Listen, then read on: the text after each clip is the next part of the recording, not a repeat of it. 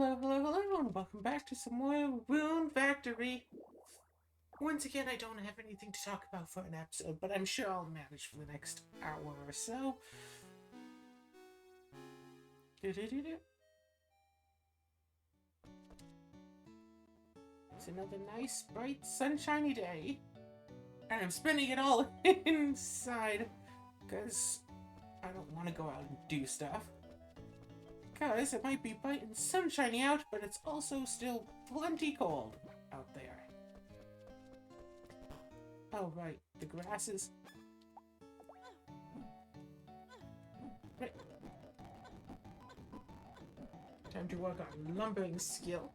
Actually, what do I need for the next tier? Oh, F2.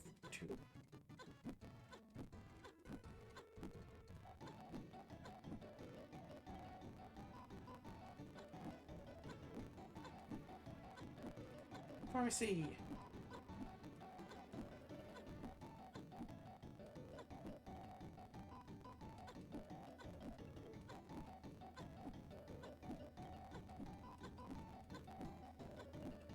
No. No. Health up. Spinzoid. Healing potion. Mystery potion. Which one do I have here? Healing potion.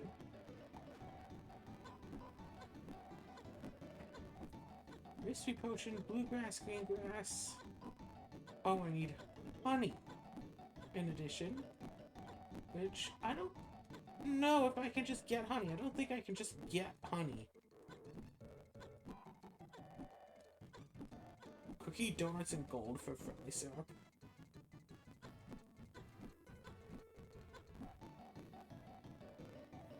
Honey. Where do I get honey?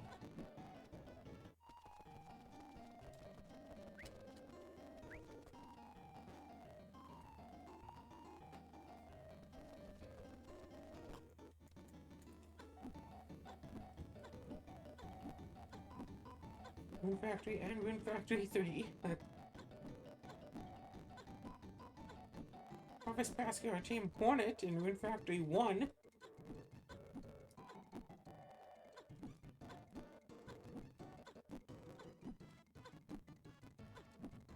I mean, if I have to go tame some hornets so I can get honey to make honey potions. Mystery potions, honey potions, whatevs. Bees and hornets after taming them.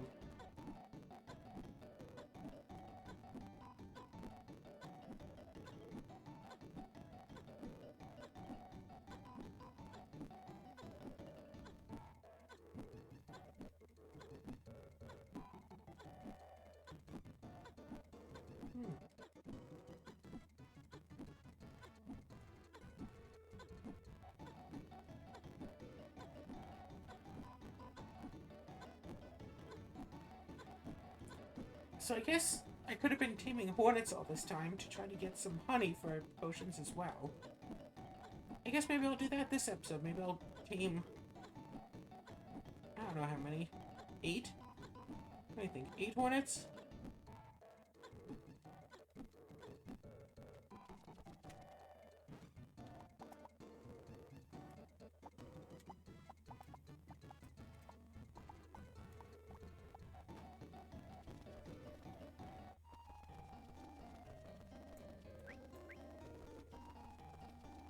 Sure, let's go get some hornets and stuff. First, let's go all the way down here. Whee!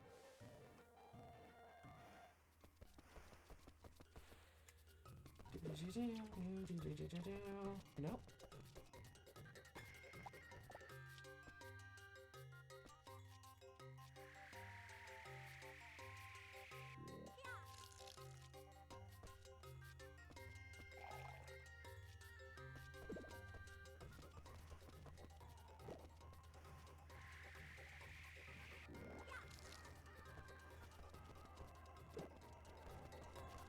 And run quickly back up here.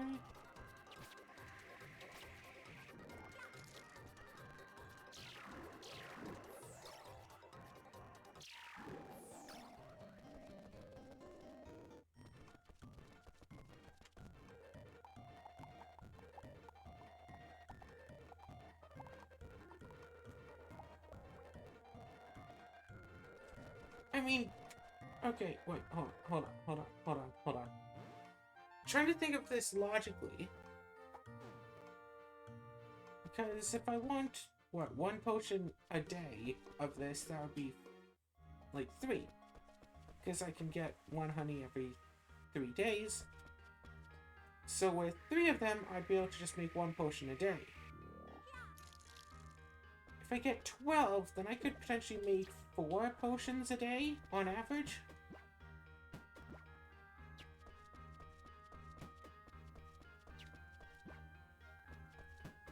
Considering I don't really go through the potions that much. Something like, you know, 3 to get 1 potion a day. 4 to round off the barn, maybe. Also, wait, aren't these only here at night? Yeah, I have to wait for nighttime anyway.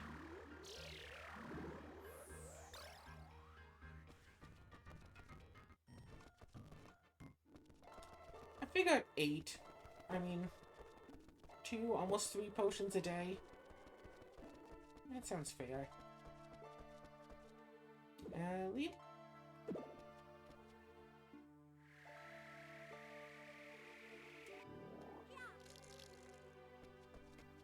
Okay. So normally on Saturdays I have a D&D campaign to take part in. Switches between 2 campaigns every week. You know, every other week is a different one of the 2 campaigns. And I was enjoying going to them, more or less.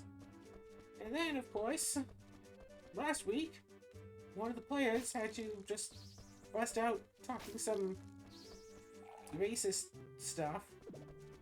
And it got me uncomfortable, and the guy was all like, oh, well, too bad, this is just how I talk. And I'm like, well, too bad, I don't want to associate with you anymore.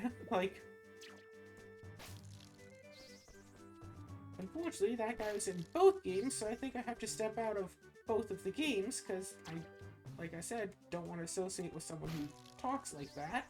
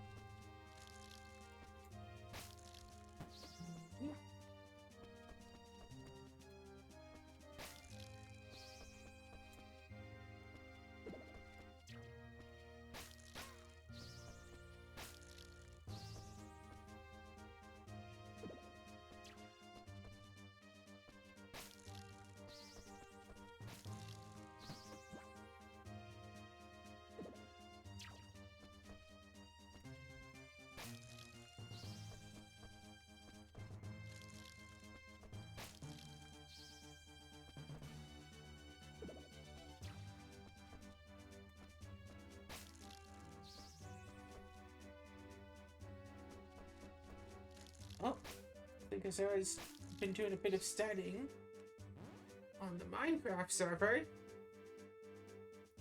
No?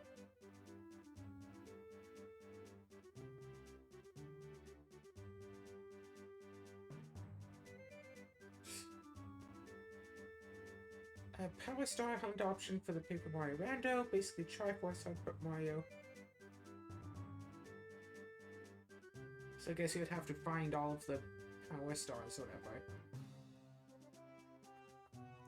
Sweet, the Minecraft server! After like, what, 2 weeks of playing in it, we basically had already reached endgame. And so we found a point to be made. Whatever. We found some, like, endgame / postgame whatever enchantments that's like, give us a whole bunch of whatever materials and we'll do... And you can get blah blah blah stuff.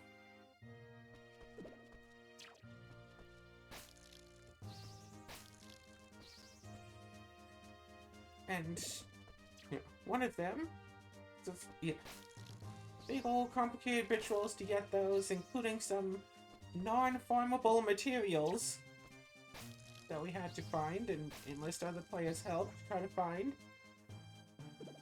Technically it is farmable, but you would need a bunch of extra accounts to do it, so I don't know.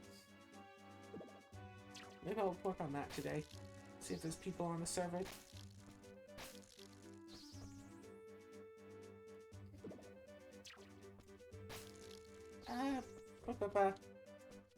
So, two of these enchantments in particular. There's Gaia's Fragment, which is like, you select one XYZ coordinate, and select a second XYZ coordinate, and it breaks, supposedly, all of the blocks between those two locations.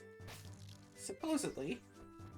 I don't know how well it works, because enchanting a book with Gaia's Fragment, then putting on a pickaxe, you use it once, so you select the first coordinate, and then it unenchants. So you can't actually use it. Because it turns out you have to enchant the pickaxe itself in order to make it work. So we farmed all the materials to get this stuff, and then we have to farm all the materials to get this stuff again.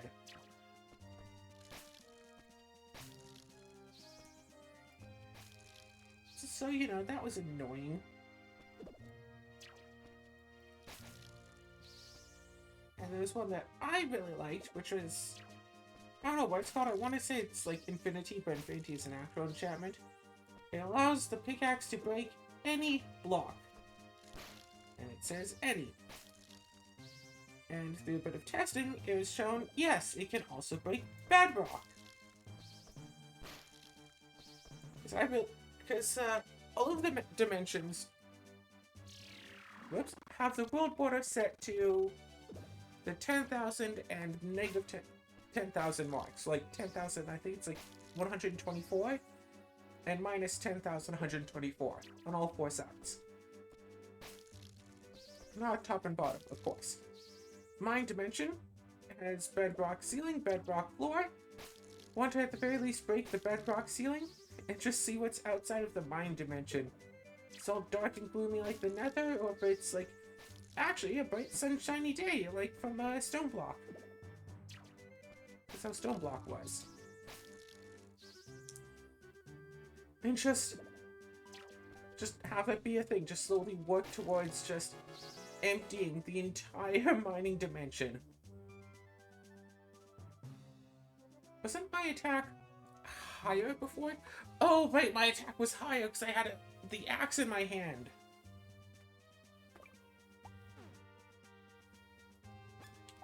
So if I switch to this, then pause.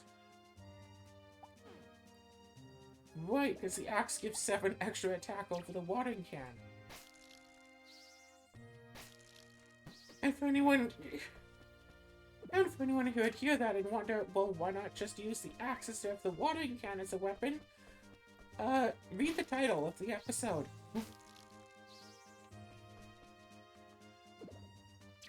Like, I think I know what I'm doing here. I don't actually know what I'm doing, but I think I do. And that's kind of close enough, right? That's probably close enough. Speaking of doing things, head into the school, do this cutscene.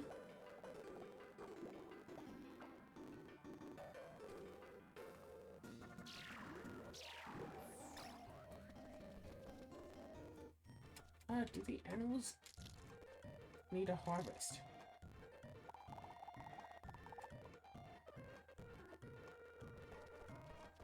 No, pretty good.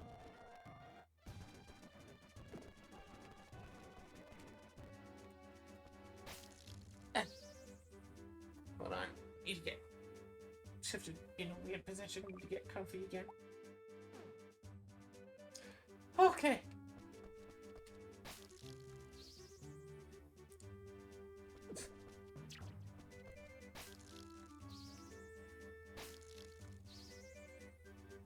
Yeah, like I found enchantments and stuff to break blocks in a 3x3 area. And was it like a special amount of pickaxe? A hammer breaks blocks in a 3x3 area. Has like 10,000 durability. Put mending on it, and some, like a backpack mod with like a tank for experience, so I'm able to just store massive amounts of experience in there, like, to automatically repair my tools and use a magical spell to increase my travel speed, because the hammer is so efficient that even with speed, was it speed 2 I think is the vanilla maximum?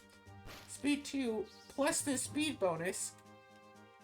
I mean, frankly, the thing that gives out first was that my game would always crash, but that was playing on the handheld, which had like 8 gigabytes of RAM, I think.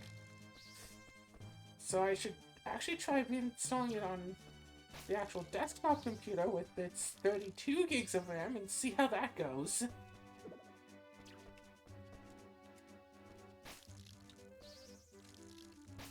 Yeah, I have 32 gigs of RAM in it, even though everybody always says, oh, you only need like 16 gigs of RAM for gaming at most. However, that's it, okay. However, it is worth it to note. However, it is worth it to note that I had, you know, 2 16 gig sticks things of RAM, or, you know, 4 8 gig sticks of RAM from 2 different builds that I all put into this build, because, I mean, the actual ones was just sitting in a drawer anyway. Might as well actually use them for a computer.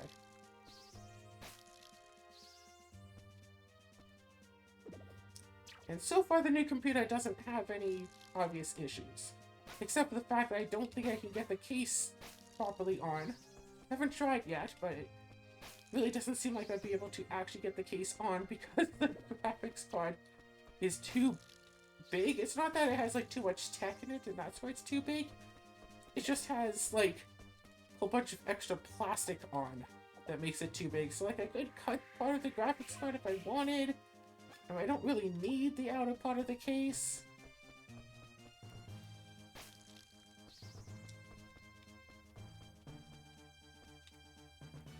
Could have just used a different case instead, and that probably would have been better, but it wouldn't have looked as nice. This case has all of the fancy stickers on it, except, oh wait, no, that's actually on the glass shell that I can't even put on here. I already went to all the effort to put all of the tech stuff into this case anyway, so...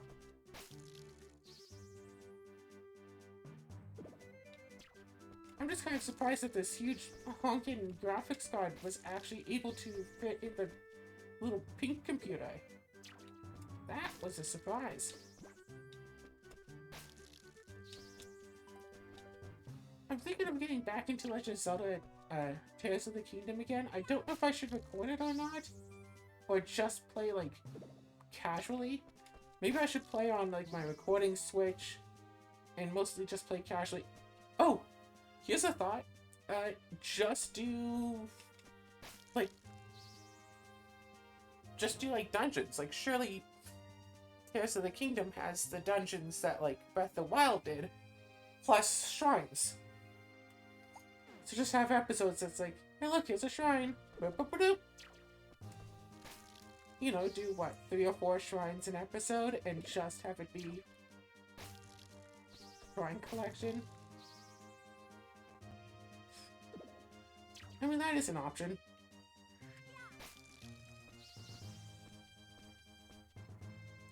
And then, of course, some shrines, so you do all of the work outside. It is kind of odd. Some of the shrines you do all the work outside, so when it comes time to actually go into the shrine to do stuff, it's just, hey, pick up the thing. In other shrines, you do a bunch of work on the outside, you go in, and there's a whole extra, like, trial for it. And it's like, I'm sorry, what? I remember that there were, like, 2 shrines in Breath of the Wild that were, like, on opposite ends of a giant crevasse, and you had to kind of, like, do both of them or something. Oh, you know what I should do? I should do more Tevi. I'm constantly trying to look for new games to play. I should just go in and play Tevi until I beat that game.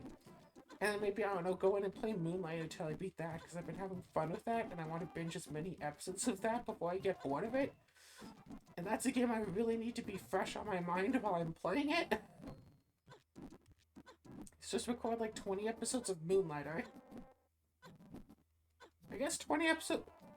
I guess I'm about, what, 10, 11 episodes in on recording of Tevi. And I think I'm like a third of the way through, question mark. So maybe 30 total episodes of Tevi?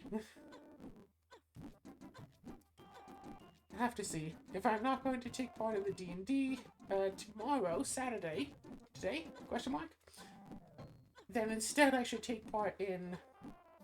Instead I should go hang out with family. No. Play cards with my little brother. Maybe go to Tactical. Like, good, yeah. You know, whatever. Do stuff. If I'm taking part in D&D, then there's that instead. And, like, I feel guilty because, like, they were looking for new players for this specific game, the one that's happening tomorrow and in 2 weeks. And 2 weeks ago. And they're looking for more players because they had, like, the minimum amount that the DM would be willing to run a game for. And so if anyone didn't show up, they'd wind up canceling the session.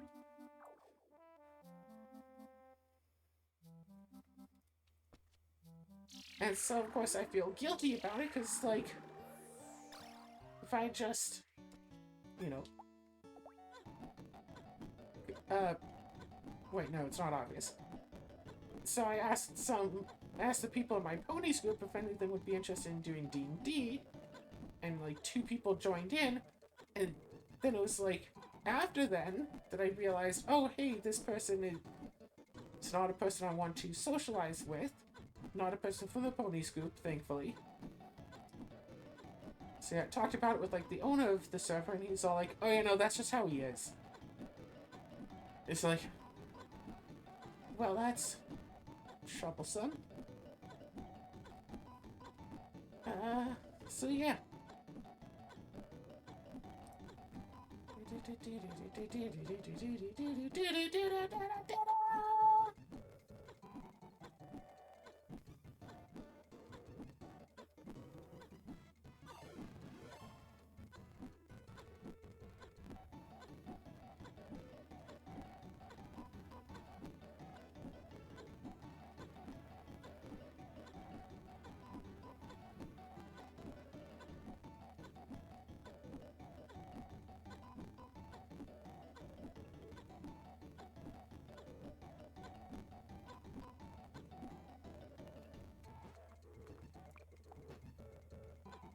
$714 health, huh? Neat.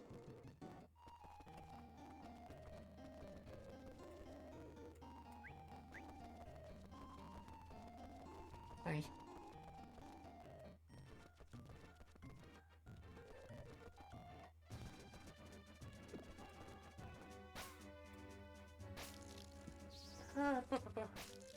So, I don't know. Have a chat in the server, see what's going on there, see if I'm going to have to back out of both the games because of one of the other players. And it's annoying too, because I was really having fun in one of those games because I got to play a really broken character. Everyone was playing broken characters. You had to play a broken character just to survive. Enemies are attacking at like plus 20s and dealing like 30 damage per hit and like whatever, and we're like level 4.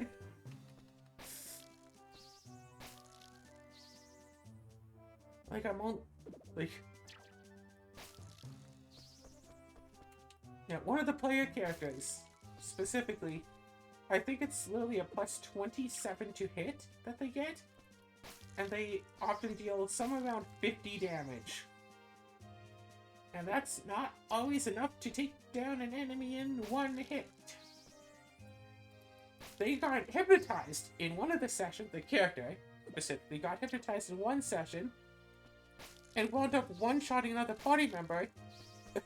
It's fine, except party member had regeneration and was able to come back, so that's good.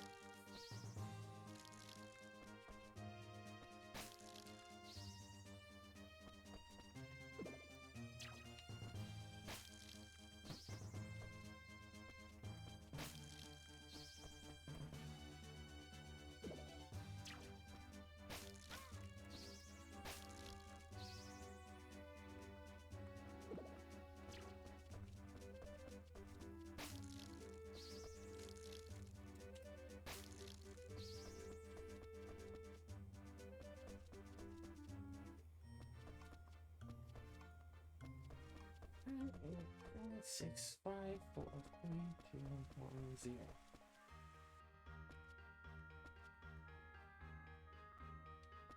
Oh. Well, I'll just save here.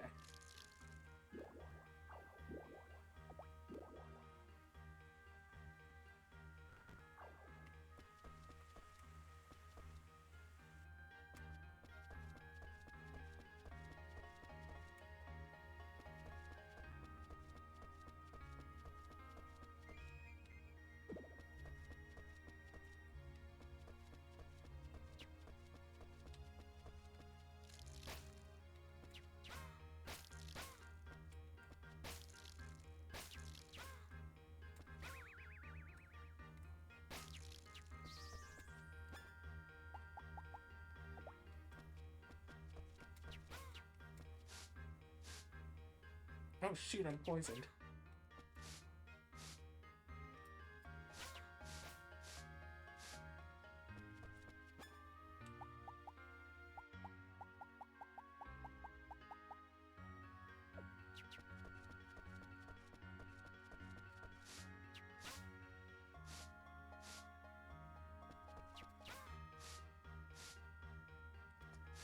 Yeah, I think 8 should be lots. Wait, when did I get paralyzed?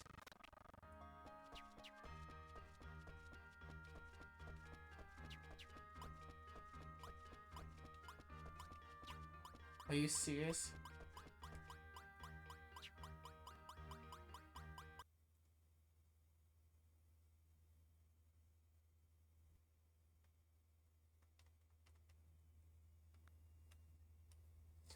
Okay.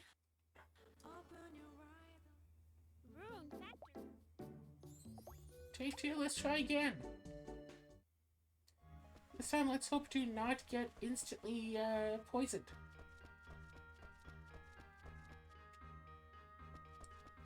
No promises on how well that will turn out, but let's try.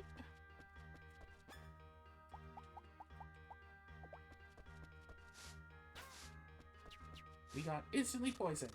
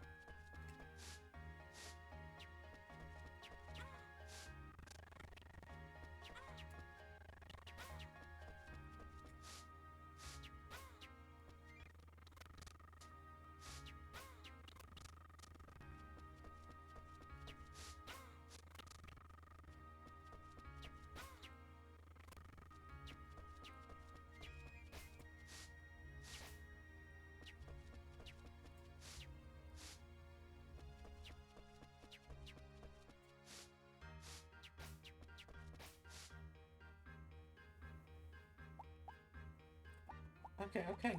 Cool.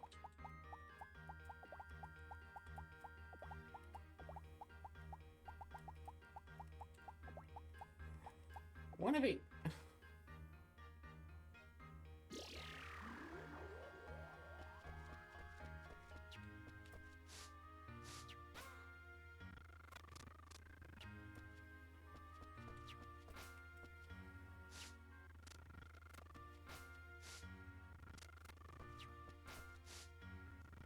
Oh my gosh. Okay.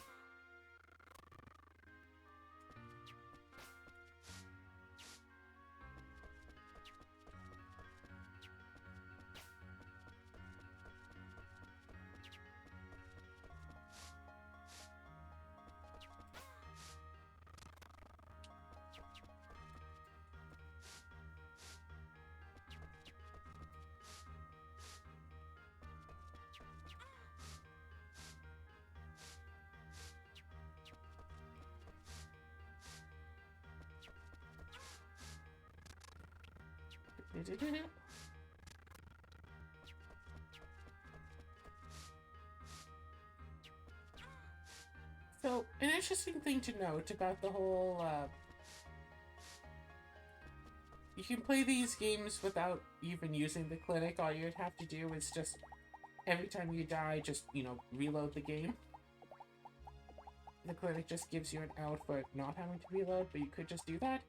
If you want to build up faint resistance in Rune Factory 4, and I think also Rune Factory 5, you have to use the clinic at least once. Because the only way to build up a skill, well, only way to get a skill in the first place is by building up manually. You cannot, you know, use the farm to get your first point in a skill.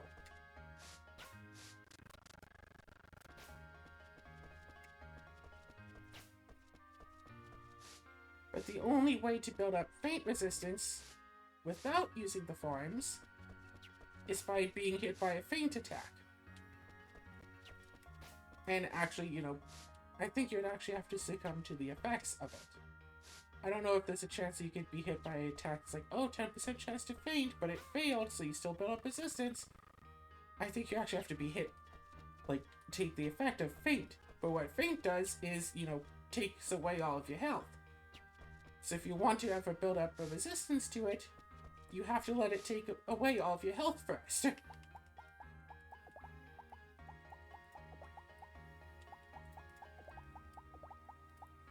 So if I were to try to do a, like, Rune Factory 4, you know, no clinic run or something,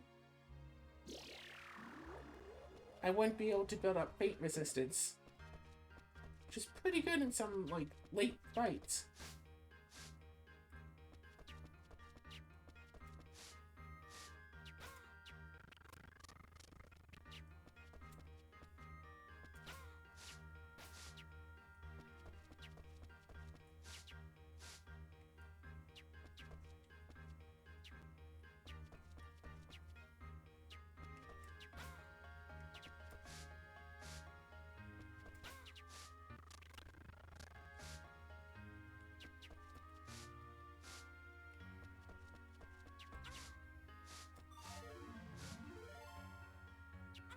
Or did I just get a nice communication level?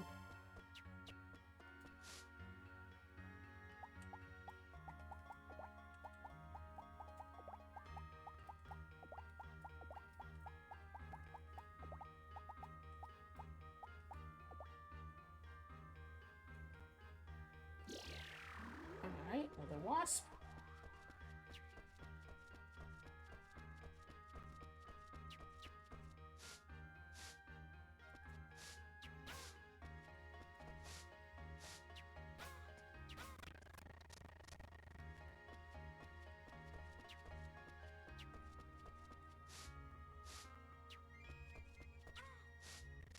Imagine using this as your only method of actually taking down monsters. I mean, yeah, you take down the spawn point, and then you just pet the monster so much that it wants to be your friend. It goes away on its own, then you just eventually go to the barn and just release the monsters.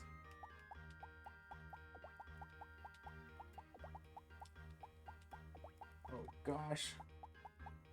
I do that for my new Rune Factory 5 run? Rune Factory 5 monster. Friend of monsters. Rune Factory 5, Rune Factory 4. Because Rune Factory 5 still wants the water can only run. Oh yeah, wasp friend. Hey, I guess I could record Rune Factory 5 again. So I can record Switch.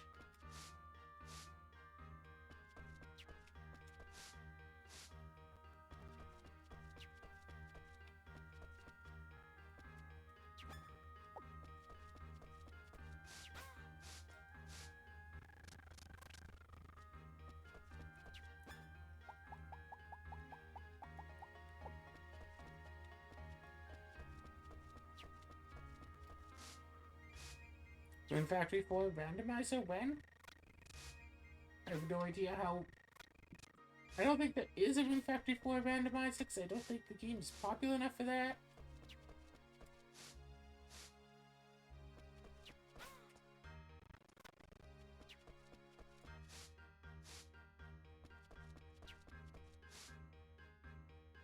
Wasp 6.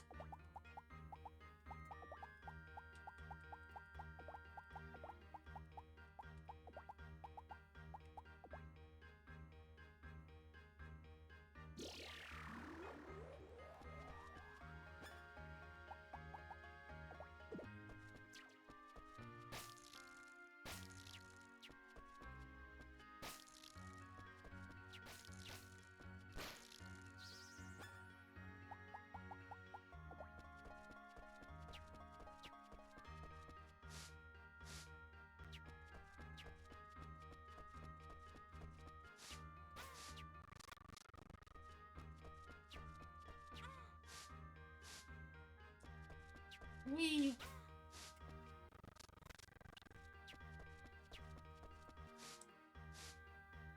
Thinking back to, you know, random games, random events, all that stuff. Remember Ratchet and Clank? Played a fair share of that, especially the second game. I think I also tried to do a series of Ratchet and Clank on this channel. I don't know if I did more than the first. I, I'm under the impression that I did the first game and then I jumped straight to 4 to try to do co-op.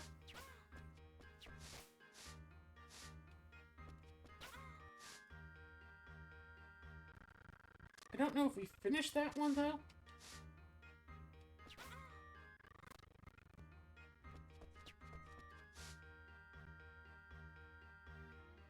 Wasp 7.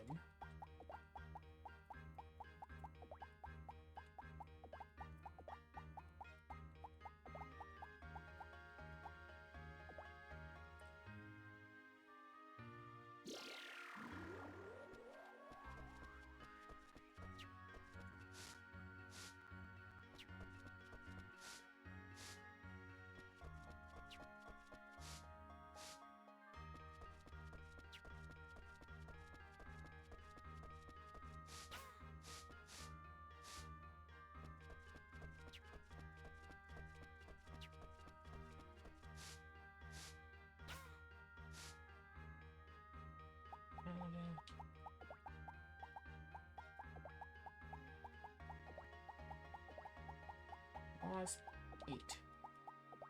I really hope I can get honey out of all these. So if I can't, then that will have been a giant waste of time.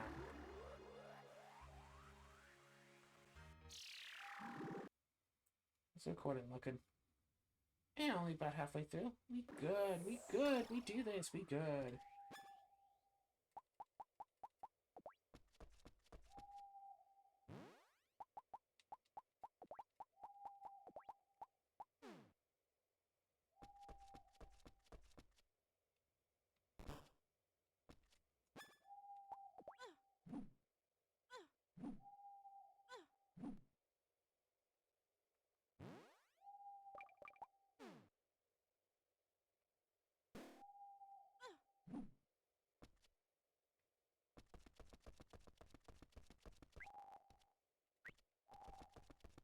Mm.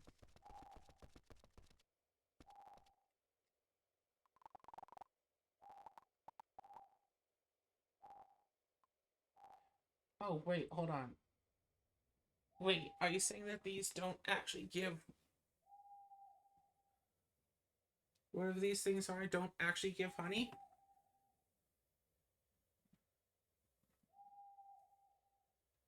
Wait, hold on.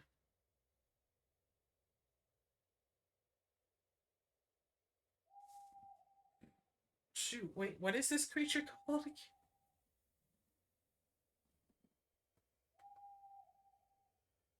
Queen bee.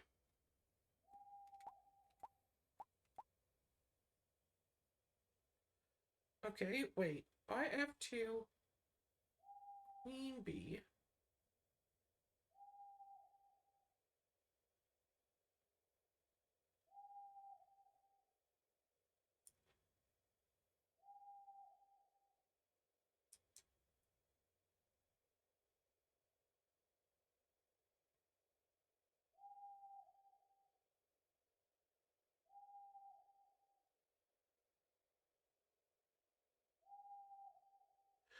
Oh, the basket icon for hornets and queen bees only appear when you can harvest from them, unlike other monsters. Okay, okay. So that's what they were talking about. So, like, this shows, like, hey, this could potentially be sheared. Not today, but, potentially. But for hornets and queen bees, it doesn't show that immediately.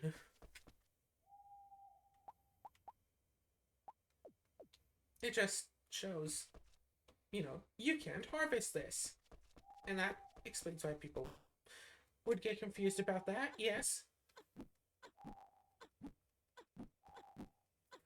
If I could have had more storage, I could have maybe, had some honey sitting in reserve. Turns out honey is very useful, especially in, like, Rune Factory 5, where it's required for levelizers. And you can apparently not just buy honey, not even from the everything store. Like, seriously, what's up with that? I just want to buy, like, 1,000 honey? 4,000 honey? 4,800 honey? Maybe 4,900. Just want to buy a couple thousand honey items. Saying I want to buy honey, that's fine. Saying I want to buy honeys is a whole different conversation.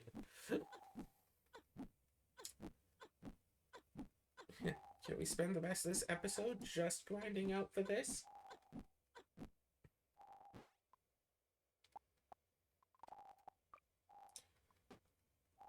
We were level 74.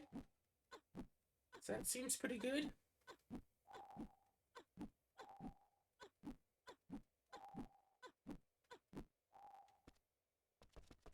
Alley.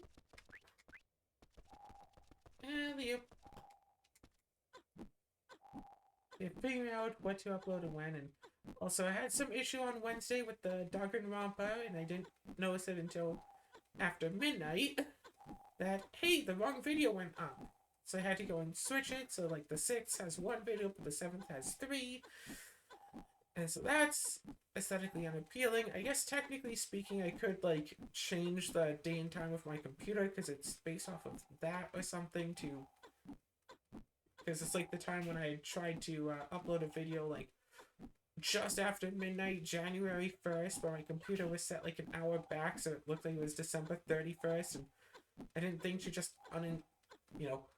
delete the video and re-upload it, or delay the upload, blah blah blah blah blah blah blah blah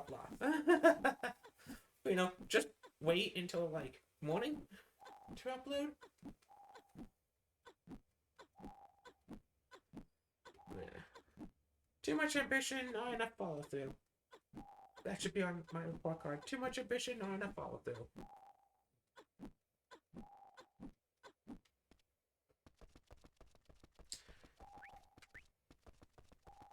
I'm doing what I can to beat this game using just a watering can only.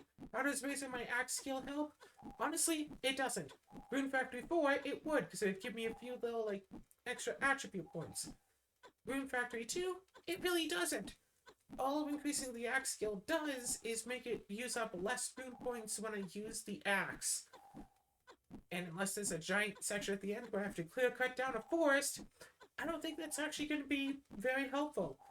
But it looks nicer having his stats at 99 rather than like 52. I think this is like 27 when I started or something like that.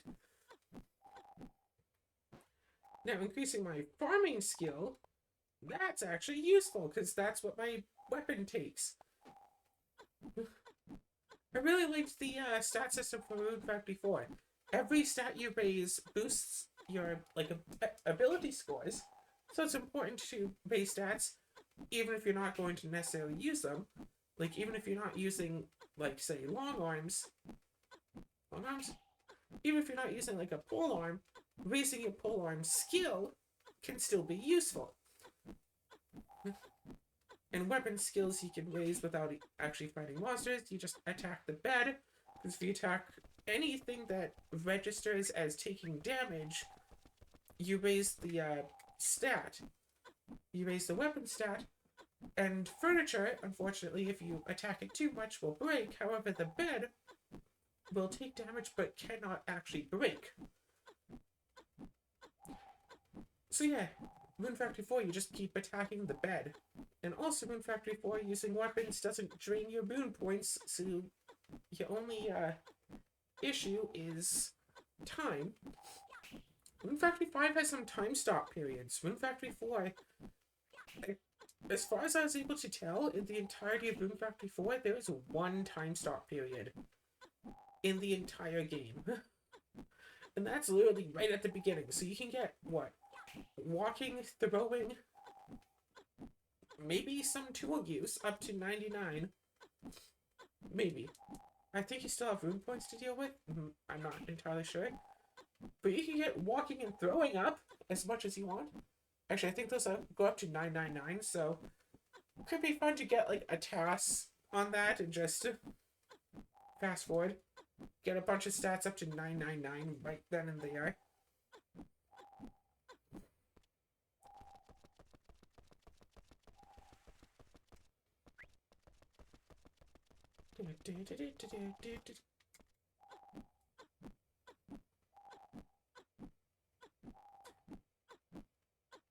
Oh, right. Rune Factory 4 minimum percent. What does minimum percent even look like for Rune Factory?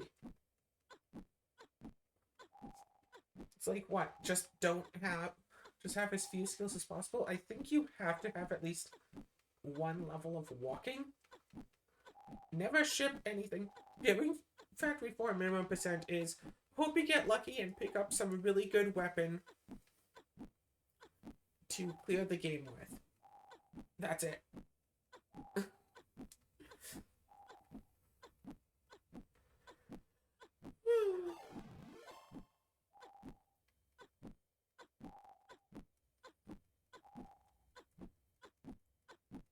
Nothing more to it than that, really. Because, like, you can't really have people as your companions, because once you have a person as your fighting companion, then you get to see their stats. Before they're your fighting companion, you cannot see their stats at all.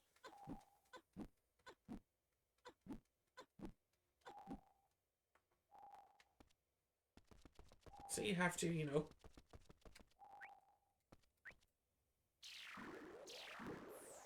except that there is one part later in the game where the game forces Forte to be your fighting companion. So technically, you could have Forte as your fighting companion before then, and Forte you don't even have to build up friendship with to have her be your fighting companion. But even if you, like, in order for her to be a fighting companion, you have to talk to her. And it's like, well, strictly speaking, Forte can basically clear out the first dungeon by herself. So a thing you can do is have her as your fighting companion, because she talks to you anyway as soon as you leave town. Yeah, have her in the fight with you.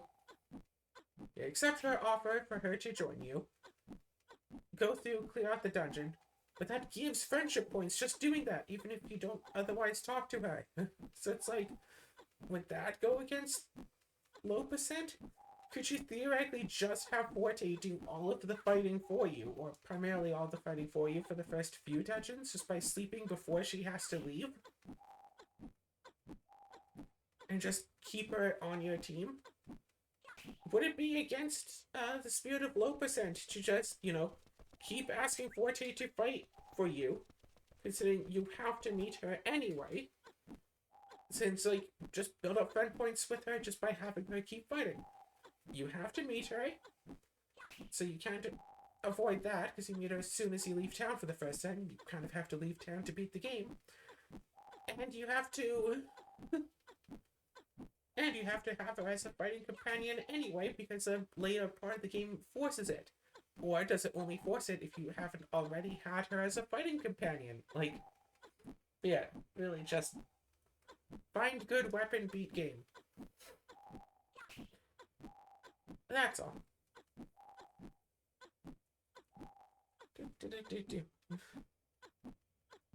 Yeah, honestly, I was really disappointed with the post-game dungeon of Rune Factory 5. I know it's the whole thing. It's like, oh, it's this tower that you've been seeing for the entire game. But also the game really doesn't encourage you to explore the wilderness much. It's like, hey, look, a dungeon. Okay, beat the dungeon. Now what? Hey, look, another dungeon. You just beeline right towards the entrance of the dungeon because the game tells you where it is. If, say, there were like 3 or 4 dungeons, like maybe for some of the dungeons, if the game doesn't tell you exactly where it is, marks on your map or whatever, right? It's like, oh yeah, it's somewhere in like the ice region. I don't know for sure, but it's somewhere there. Then at least you could, explore it and try to find it and all that. Or maybe by exploring you find like hidden mini dungeons or something, and it's... But like you have to keep exploring every day because like, I don't know, 3 random dungeons appear on the map, and it's like the dungeon flower from Moon Factory 4. You go in, it's just a couple of floors, boom, boom, boom, boom, you get a reward. But you have to find them because they move around every day. And that's just part of your daily stuff to do.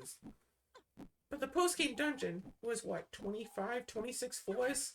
Sure, that last fight was a bit troublesome the first time. Like the Rune Factory 4, even with, like, maximized stats, more or less, without a rosary, that took, like, 2 in-game days to complete. Just because there are so many rooms, like, oh, you have to fight all these monsters. You have to fight all these monsters over and over again. Find the way to the next floor. Like, that took forever. And then there was a big, not super tough, but there was still... And then there was a boss fight every couple of floors and at the end.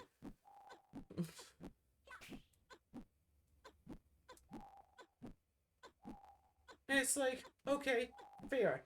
Maybe the post-game tower will take a lot of time, playing through it in Rune Factory 5 if I'm doing watering can only. Because there was a big difference there. Like, the Rune Factory 5, like, it's nice that the puzzles, clear themselves. Or, are already cleared after you do it the first time. Because otherwise, that would really suck. Okay, I guess I have to decide... I'm gonna go and try to go out one last time and see if I can manage it.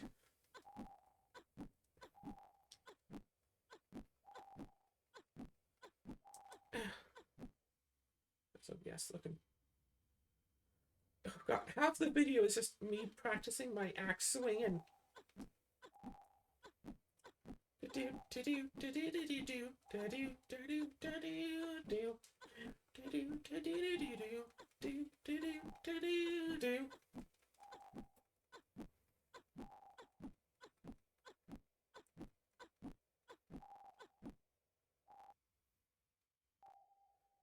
Right.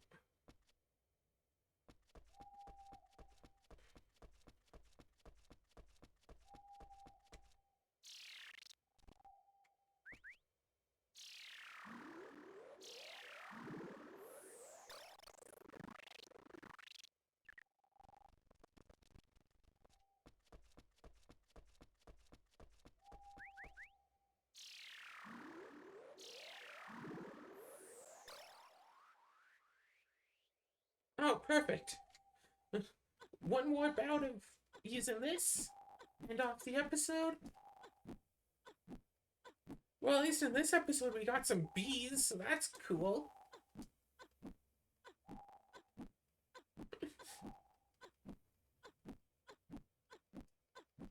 I guess it's a bit late in this episode, and everyone's already switched off it, but what do y'all think? What games should I try to do Let's Plays of next? What Switch game should I try to do Let's Plays of next? Should I try to get Chandra to do some more 3 houses together? Would that be worthwhile to try to do? I mean, it's a fun enough game. It's just... It's really awkward with games where they expect you to, like, basically play them all through at once. Because you have to maintain the memory of all the stuff. Like, say there might be 99 of us, but we have to win in 99 turns. If I wanted to do that, I would have to start at the beginning again. Because I don't know what strategies I was working with along the way. And stuff. And frankly, most games like that, we have to have an active memory of what's going on. to play through. But I mean, like, say, roguelite games. Both of them. You don't have to have an exact memory of, oh, what was I doing last time? Well, it doesn't matter, because it's a new entrance to the dungeon. Look at your upgrades that you have. Remember how to play the game? Cool, here's your upgrades. Go into the dungeon again. You don't have to remember, it's like, oh, in the last one, I fought this boss. It's like, no, it's like, oh yeah, see? You have this upgrade here that you got from the last time from, like, you can see that you have the upgrade. You can use it now. Just go back in. But gosh, something like Harvest Moon,